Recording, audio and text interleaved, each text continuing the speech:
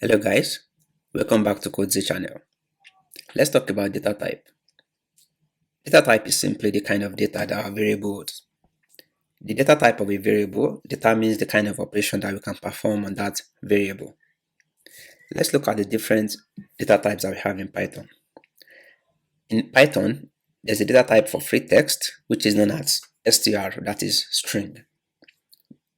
This could hold words, sentences, or even a character, maybe a letter or even a digit. We also have numerical values data type, and this include float, int, and complex. There is Boolean data type, which can have either of true or false value. This is known as bool in Python. There's also set data type, and in Python, a set could be of data type set or frozen set. There's map data type, which is known as dict in Python, that is dictionary.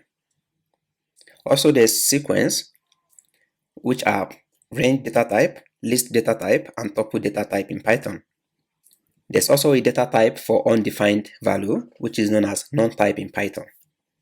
And lastly, there's data type for binary, and these data types are byte, byte array, and memory view in Python.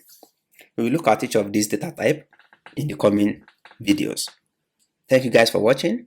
Kindly click the subscribe button, like, and share.